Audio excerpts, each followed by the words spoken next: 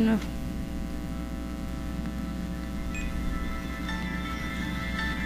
El objetivo del siguiente trabajo es desarrollar una investigación científica y cualitativa respecto de causas o motivos por las cuales el sujeto delinque, así como el tratamiento que debe sustentarse conforme a la norma jurídica, basándonos en la teoría del positivismo jurídico de Eduardo García Maínez.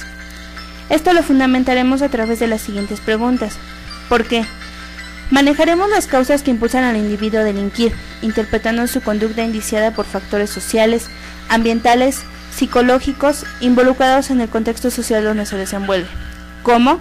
Referiremos el tratamiento que el Estado realiza para sancionar y reinsertar nuevamente a la sociedad al sujeto, otorgando sanción o castigo a través de la norma jurídica ya establecida en la Constitución. Fundamentaremos lo anterior con la vinculación de los artículos 14, 16, 18, 19 y 21 constitucionales que hacen referencia a la acción del Estado por medio del Ministerio Público para ejercer la normatividad y limitar la conducta del sujeto en la sociedad. Conforme a la teoría del justnaturalismo, es un producto que surge como algo innato al ser humano, esto es, surge el hombre y a la par nace el derecho por el solo hecho de ser parte íntegra de la naturaleza. De acuerdo al objetivo general planteado al inicio del presente proyecto, abordaremos la teoría del positivismo jurídico. De esta, tomaremos lo que nos interesa como modo de regular y positivizar las acciones a través de una abstracción de lo justo. Y bien, el positivismo resulta ser entonces una corriente filosófica que dedica su estudio al derecho positivo, que es emanado de la autoridad, tomado de una corriente monista. Entonces, para desarrollar este proyecto nos hemos basado en la teoría del positivismo enfocada a una carpeta de investigación referente al delito de lesiones, bajo la cual encontramos los elementos objetivos siguientes. Conducta. Se acredita en autos que los sujetos activos, en este caso el agresor, desplegaron una conducta típica de acción positiva y dolosa. Sujeto pasivo. Es quien resiente la conducta de acción positiva y dolosa. Es la persona agredida. El sujeto activo es aquella persona que daña la integridad corporal de la persona agredida. El resultado material y afectación del bien jurídico tutelado. Se acredita la razón que la conducta desplegó del sujeto activo. El objeto material. La agravante, basada en el artículo 238, fracción 2. La posible responsabilidad penal, basada en artículos 119, 120, 121, 122 y 128 del Código de Procedimientos Penales, vigente para el Estado de México, que hace la acreditación y comprobación del cuerpo del delito de lesiones. La forma de intervención del activo, el dolo de su culpa, basado en el artículo 8, fracción 1 del Código Penal vigente para el Estado de México. La antijuridicidad de su conducta, la culpabilidad de su conducta. Los elementos anteriormente mencionados sin duda nos hablan de los bienes jurídicos afectados y aunados a la teoría mencionada en nuestro objetivo, nos deja claro que es necesario positivizar o regular las conductas dentro de la sociedad, pues la finalidad del positivismo es rescatar y redirigir al delincuente al buen camino marcado por los diferentes roles sociales y encaminarlos hacia respetar los principios de ley.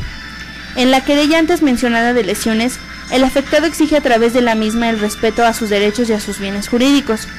Y bien, con respecto a las leyes enfocadas al positivismo jurídico, empleamos las formas que el Estado interpone a través del Ministerio Público para resolver las problemáticas, en este caso de lesiones, y lograr así la readaptación del delincuente en la sociedad, retomando aspectos de tipificación de delitos y las diferentes causas de por qué el sujeto delinque. Es así como llegamos a la conclusión de nuestro trabajo, dando a conocer los bienes jurídicos que se dañaron y hacemos un comparativo con las teorías actuales. Como número 1 tenemos el derecho a la vida. Como número 2, el derecho a la integridad física, moral y corporal de las personas. El derecho a la igualdad, el derecho a la libertad de expresión, el derecho a la salud y el derecho a la seguridad jurídica, asimismo como a la dignidad, siendo todos estos recursos que el Estado debe tratar de cuidar a todos los individuos de una sociedad.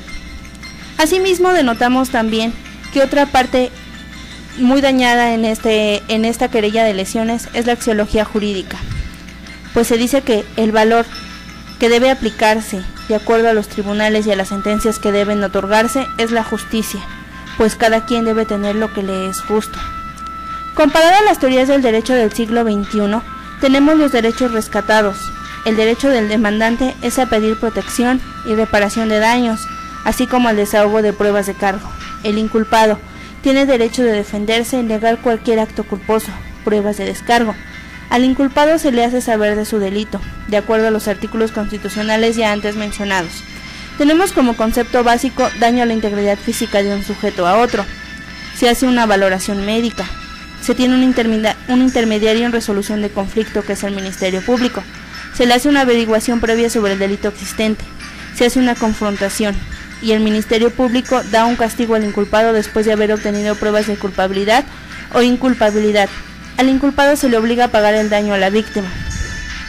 Para que haya orden en una sociedad, existen leyes donde se limita qué se debe y qué no se debe hacer.